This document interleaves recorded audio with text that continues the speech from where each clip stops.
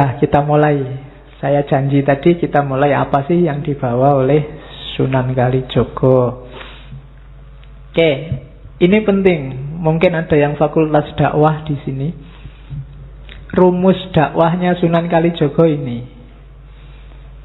Jadi para wali itu punya dua kubu, tapi bukan kubu untuk musuhan, kubu strategi dakwah. Ada yang gaya Sunan Giri dan kawan-kawan, ada yang gaya Sunan Bonang, Sunan Kalijogo dan kawan-kawan. Ini yang gaya Sunan Kalijogo, berhadapan dengan masyarakat Jawa yang kuat sekali memegangi tradisi. Beda nanti sama Barat ketika diserang oleh rasionalisme. Kalau orang timur kayak Jawa itu tradisi itu nomor satu. Jangan diotak-atik. Kalau diotak-atik orangnya bisa ngamuk. Itu gen kita itu. Maka Sunan Kalijogo punya rumus yang pertama apa? Kalau ada adat yang sekiranya tidak cocok sama Islam tapi susah diubah, ya diubah cuma pelan-pelan, tidak kesusu. Dan tidak pakai kekerasan. Kalau pakai kekerasan, apalagi kesusu, hasilnya pasti kontraproduktif. Maunya orang tertarik dan serius berislam, bisa jadi dia malah lari. Tujuannya dakwah itu kan biar orang seneng. Maka pelan-pelan, ojo dipeksa, apalagi diamuk, dipentungi. Biar Islamnya benar. Tidak bisa. Tidak ada orang yang habis dipentungi terus ikut ideologinya orang yang mentungi. Yang ada dia ingin balas dendam. Jadi gayanya Sunan Kalijogo ya ndak, pelan-pelan, sedikit demi sedikit. Oke. Nah, itu yang susah diubah. Kalau ada yang mudah diubah, ya diubah. Kan gitu. Kalau gampang, ya diubah saja, tidak apa-apa. Misalnya adat-adat yang tidak terlalu mengakar, kebiasaan-kebiasaan sepele, ya kalau mau diubah, ya diubah aja. Tidak apa-apa kalau yang ini. Tapi yang susah diubah, jangan kesusu. Prinsipnya dua rumusnya. Tutwuri Handayani dan Tutwuri Hangiseni. Tutwuri Handayani itu dari belakang, diikuti, dipengaruhi sedikit-sedikit. Ini kan sebenarnya semboyan ini nanti dipakai oleh taman siswonya Ki Hajar Dewantoro. Jadi ikuti aja tradisi masyarakat, diubah sedikit-sedikit. Baru setelah itu Tutwuri Hangiseni. Tutwuri Hangiseni itu sedikit-sedikit diisi dengan ajaran Islam. Kalau ada orang misalnya habis kematian kok kumpul-kumpul ngobrol nggak jelas ya. Misalnya kalian pindah kos-kosan, ada orang kalau ada bayi terus ngumpul ngobrol ngerokok nggak jelas, ngobrol ngalung ngidul, diikuti aja, jangan tiba-tiba dimarahi. Cuma sambil Tutwuri Hangiseni. Masuklah ke sana, ikutilah, isilah sedikit-sedikit dengan yang baik. Lama-lama mereka berubah. Makanya jangan kaget kalau ada wali-wali tertentu yang kerjaannya masuk ke lokalisasi, masuk ke bar, masuk. Itu mereka membawa prinsip ini. Lah kalau orang-orang yang di lokalisasi nggak ada yang mau masuk, dianggap haram, dibakar saja, ya nggak jadi dakwah. Yang sesat tetap sesat. Kalau mendakwai kalian yang sudah pinter buat apa? Wong wis apik, dakwah itu ke yang jelek. Maka jangan dimarahi kalau ada wali yang dakwah ke sana. Ya meskipun kalau kalian saya tidak percaya. Ya, kok kalian lokalisasi kok ke sana dakwah, Pak? Ya, tidak percaya aku. Ngajari tahajud itu loh, Pak. Ya, tahajud kok sujud terus tidak nganggu. Ya, jadi mereka ini Tutwuri Hangiseni diisi sidik-sidik. Ya bayangkan ya, saya bayangkan misalnya orang-orang mabuk, orang-orang preman-preman itu tiba-tiba ono kiai ikut duduk bersama mereka. Nggak usah kiai itu ceramah, yang mabuk sungkan dewe. Lama-lama bisa bubar itu, nggak jadi mabuk di situ.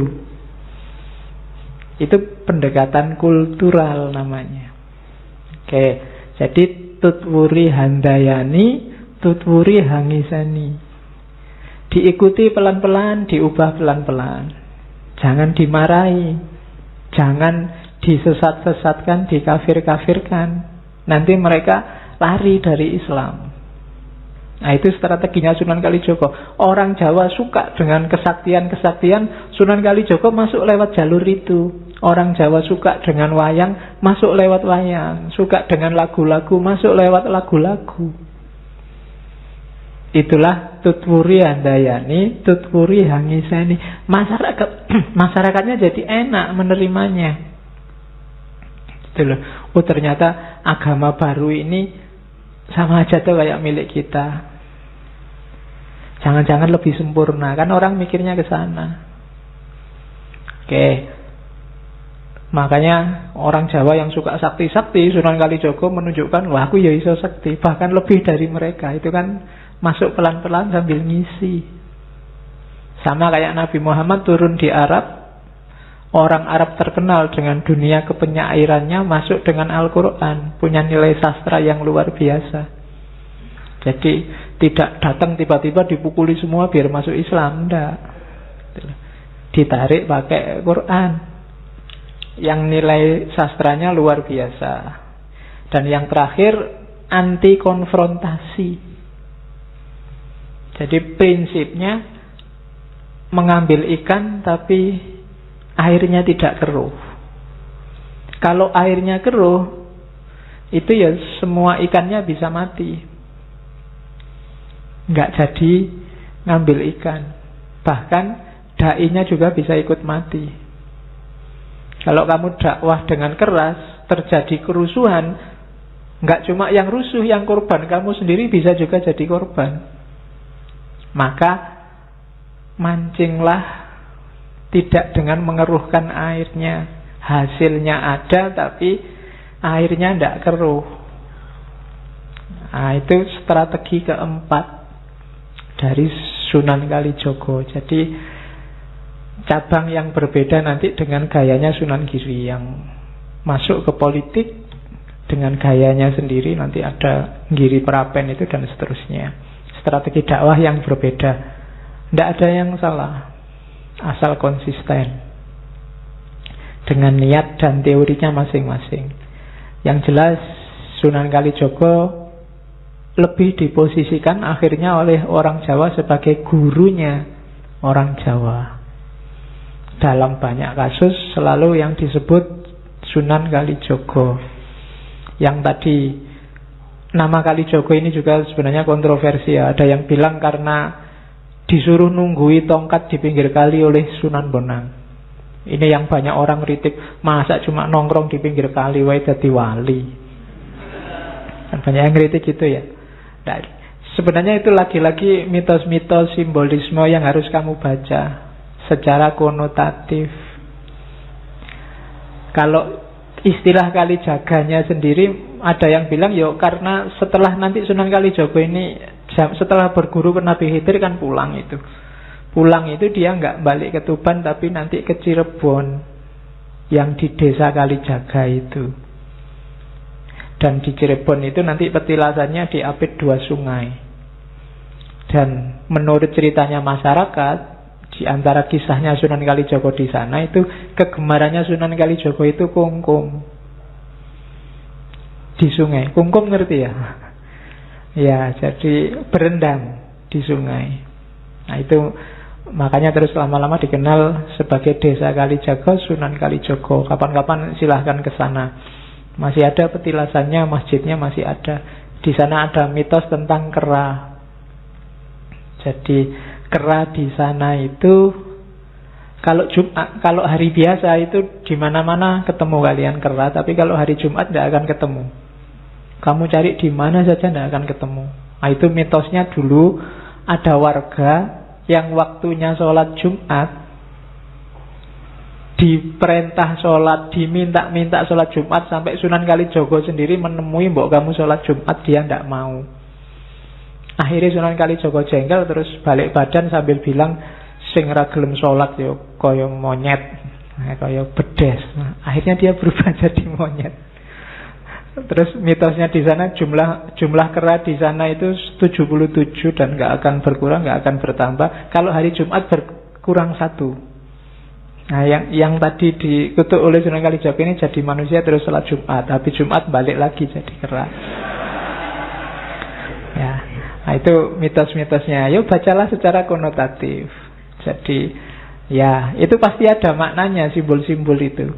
Tergantung kita membacanya. Oke, itu strategi dakwahnya. Kita masuk ke simbolisme ya. Dewa Ruci itu, ini kisahnya salah satu Pandhawa. Pandhawa itu, saya sengaja nggak memasukkan filsafat wayangnya Sunan Kalijogo di ngaji yang ini. Kapan-kapan kita ngomong khusus tentang filsafat wayangnya.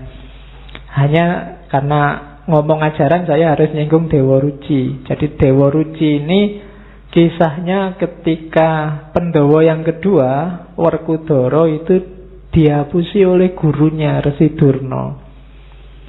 Disuruh nyari air Prawitosari. Werkudara ini Pandhawa yang ndak cerdik, ndak pinter, lugu, tapi punya kekuatan luar biasa. Dan karena yang nyuruh gurunya meskipun ndak masuk akal, dia berangkat. Berangkat yang pertama ke satu hutan di gunung. Namanya hutan Tibrasara dan hutan Reksomuka. Di sana dia tidak nemu air, ketemu dua raksasa namanya Rukmuka dan Rukmala. Tarung sama raksasa, menang dia, tapi nggak nemu airnya, terus kembali lagi ke gurunya Resi Durna. Resi Durna heran, padahal itu disuruh ke gunung itu biar ketemu raksasa itu dan kalah dan tewas, tapi bisa pulang menang. Terus sama Resi Durna, kalau gitu kamu kembali lagi, airnya nggak ada toh, kamu cari di tengah samudra, jalan kaki, nggak boleh naik kapal. Saudara-saudaranya mengingatkan, kamu itu dihapusi sama Resi Durna, tapi dia tidak peduli. Loh, yang nyuruh guru ya harus dilaksanakan apapun yang terjadi. Jalanlah dia ke tengah samudra. Di sana dia ketemu ular naga, namanya naga Amburnawa. Makanya mungkin di momen tertentu kalian lihat gambarnya Werkudara yang dililit oleh ular naga besar. Itu bagian dari ceritanya Dewa Ruci. Dan naga itu kalah. Tapi masih bingung Werkudara. Terus airnya itu di mana? Saat dia nyari-nyari di pantai, dia lihat anak kecil. Anak kecil ini wujudnya persis kayak dirinya tapi kecil. Itulah Dewa Ruci. Nanti ada dialog-dialog panjang yang sangat mirip dengan dialognya dia dengan Nabi Khidir. Sampai terakhir ada Dewa Ruci itu nyuruh masuk, kamu masuklah dalam diriku. Kan Werkudara bingung lah, aku tinggi besar kayak gini masuk dalam dirimu yang kecil seperti apa? Katanya Dewa Ruci, masuk aja. Dan akhirnya masuk lewat telinga ceritanya. Dan di dalam dia melihat macam-macam pengalaman yang luar biasa. Nanti di Dewa Ruci ada ceritanya. Detailnya, uraiannya menurut saya nanti di Suluk Linglung. Apa saja teori yang dari sana. Malam ini kita lihat sedikit-sedikit. Dan ini sangat simbolis. Orang yang sangat awam seneng aja lihat cerita kayak gitu. Ada tawuran dengan naga, ada tawuran dengan raksasa dan macam-macam. Nanti begitu ilmunya meningkat, dia akan paham. Oh, mungkin yang dimaksud Kanjeng Sunan itu dulu, ini simbolnya ini, itu simbolnya itu. Itu yang dimaksud dakwah pelan-pelan. Tidak ujuk-ujuk langsung diajari manunggaling kawula Gusti, diajari wahdatul wujud, kita harus ittihad sama Allah, pening. Tapi kalau pakai Dewa Ruci, pakai cerita-cerita kayak gini, mungkin sementara akalnya nggak nyampe, dia hanya cerita biasa. Nanti pada saatnya ilmunya tambah, wawasannya tambah, cerita ini jadi luar biasa. Sama kayak lagu-lagu, lir-ilir dan lain-lain. Sementara wawasanmu belum nyampe, ya dia cuma lagu anak-anak biasa aja. Tapi nanti ilmumu tambah, wawasanmu tambah, dia jadi luar biasa. Itulah yang bikin Al-Quran selalu nyuruh bacalah, selalu nyuruh kita pahamilah dirimu dan lingkungan sekelilingmu. Jangan merasa sudah, belum.